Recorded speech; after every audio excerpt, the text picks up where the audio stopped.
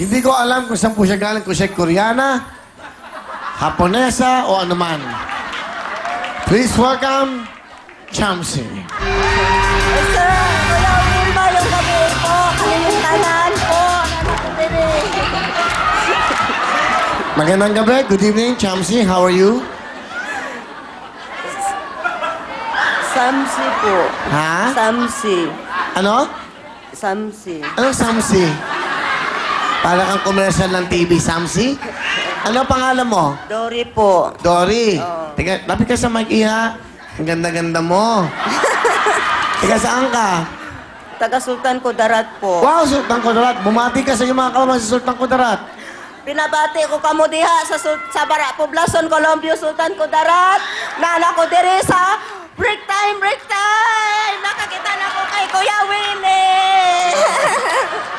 Nakakita ako kay mo, Kuya Will. Okay. Matagal kong pinapangarap po nga makita ka. Kasi po matagal di ako nakakuan po, Kuya Will. Kasi hindi ako marunong po ng malayo ang eskwelahan sa amin, Kuya Will. Kaya po nga matagal ako nagpunta sa Manila. Batiin mo si nanay mo, si tatay mo. O, nanay, Wala tatay. na akong tatay po. Nanay. Nanay po, mayroon. Ayun, batiin mo si nanay. Nay, kamusta ka niya po sa Poblacion, Colombia, Sultan Kudarat na? Ako na si Dory diri po sa break time kay Kuya Willie po. Nako diri na sa mga taga Colombia, nandito na ako kay Kuya Willie. Kuya Willie, hindi ako talaga pwede mag-iyak kasi po maano ako, baka makuyap ako po. Okay. Paano ka napunta sa Maynila? Ba't ka napunta? Galing ka sa Sultan Kudarat. Kuan po, nagpa-agency po ako, Kuya Will. Bilang isang? Kuan po, recruiter. Kuha ako sa recruiter po. Bilang anong naging trabaho mo? Ang kuan po, Kuya Will, ang nauna kong trabaho po sa Tayog, Pangasinan po. Ano? Sa Foodies Bakery po. Ha? Bakery po. Bakery? Oo. Ano ka sa bakery? Nagtagbalot po ako ng tinapay. Sa bagay sa'yo, Becky, bakery. Ilang taon ka na? Ano, hindi alam? Hindi alam. Alam ba sa inyo na nanay mo na isa kang Becky? Hindi po, Kuya Will. Ay, Hindi nila alam po, Kuya Will, nga ako isang bakla.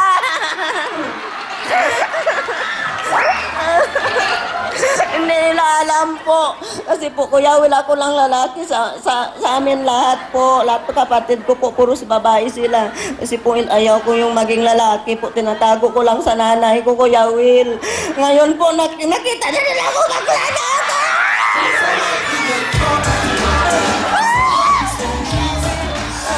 Hindi nila ako tinanggap noon po nga sa akong bakla po. Tinatago ko, Will, Kuya Will, sa matagal na panahon po. Sa 31 ang edad ko po ngayon nila nalaman, Kuya Will, 31 na akong edad karon. Karon sila nakaibalo nga bakla ako. okay lang. At least, hindi ka na mahihirapan. Alam mo ba, si Ricky Martin, 2 years ago lang siya nag-umami na isa siyang gay. Si ano? Si Anderson Cooper, ba?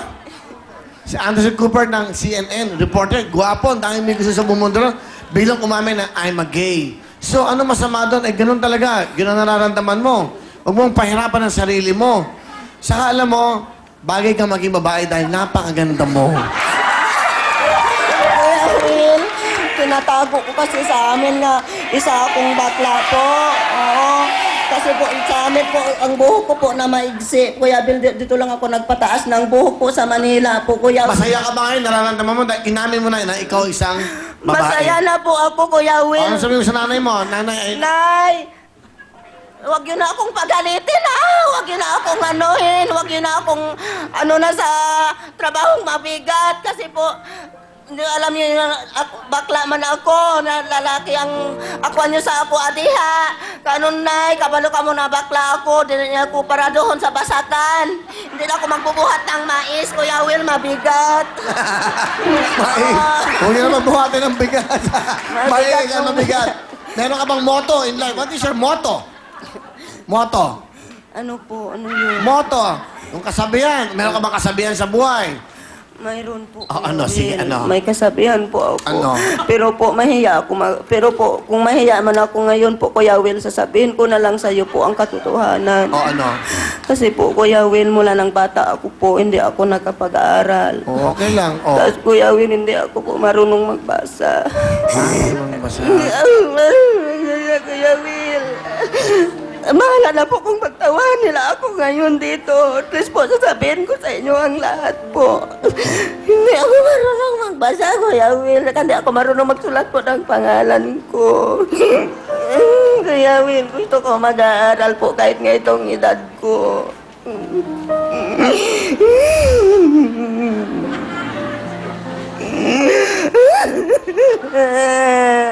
Kuya Will, tulungin mo ako, Kuya Will, para nga mag-aaral po ako.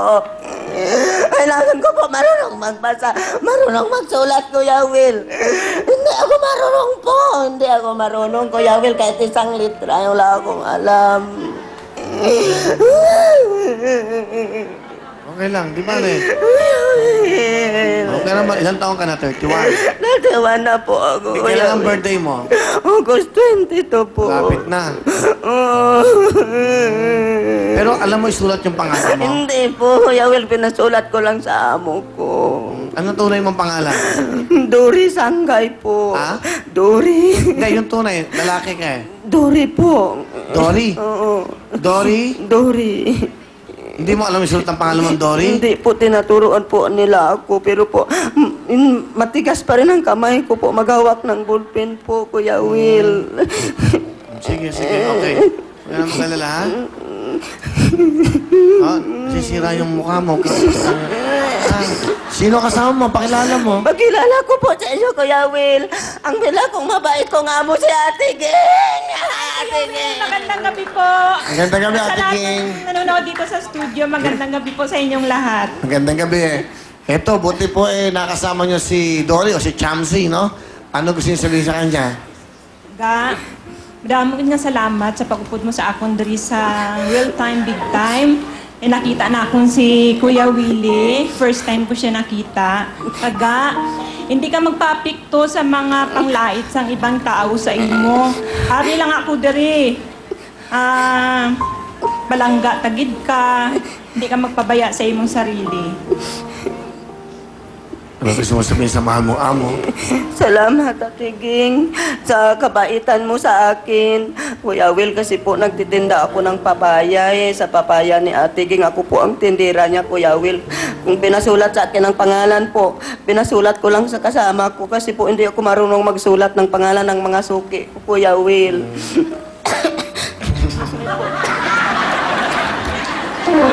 Okay lang, okay lang. At least marunong kang umubo. Ano ba gusto mo sabihin sa ano mo, ma'am mo? Po, Okay ka na, masaya ka na. masaya ko po nakita nakita ko po siya na kinuha niya po ako bilang tindera, Kuya Will. Masaya. Katiwala niya. Ano ang nagpapasaya sa'yo? Po, Chamsi. Samsi po. Samsi. Oo. Ano nagpapasaya sa'yo? Nagpasaya sa akin po, Kuya Will. Ngayon, Hindi, sa buhay mo, nag-iisa ka sa buhay ko. bahay. Ano nagpapasaya sa'yo? nagpasaya sa akin po sa bahay, Kuya Will. Nanonood ako po ng mga palabas dito po sa TV5. Tapos po, kung matutulog ng amo ko po, pinahandar ko yung TV po. Inintay ko lang sila matulog, pero po, dahan-dahan ko po pagpaandar yung TV po. Para hindi nila ako marinig, Kuya Will. Pero pa po, nung lumabas ang amo ko, hindi ako po pakialaman. Basta po, hindi ko daw palakasin yung TV. Sabi, anong panonoodin mo, Samsi? Sabi ko, ate, sa TV5 po, baka makita ko sila po, yung mga dancer doon, ate. Sabi ko, makita ko yung mga artista po. Lalo si Kuya Willie, Ate Ging, gusto ko siya makita po. Sabi ko, para makalakat ako dito sa iya, para yung makapatulong ako mag-eskwela, Ate Ging. Maka-eskwela ako, Ate Ging. Yun ako, bahala. Ganito ang edad ko, Kuya Will, bahala na po. Bahala Gusto mo magsimula mag-aral? ako ng grade 1. Gusto mo mag-aral? Ang gusto ko talaga mag-aral, grade one Kuya lang. Will. Hindi, pwede kang pag-aralin. May passport ka ba, visa? Para sa Harvard kita pag-aralin. O, di ba? Wala po. Hindi. Sa TESDA, tumutulong sila, no? Sa TESDA kay Mr. Joel Villanueva. Ako na siya ang secretary ng TESDA, no? So yung mga ganyan, ilalapit ka namin at matutulungan ka nun. Si Mr. Joel Villanueva.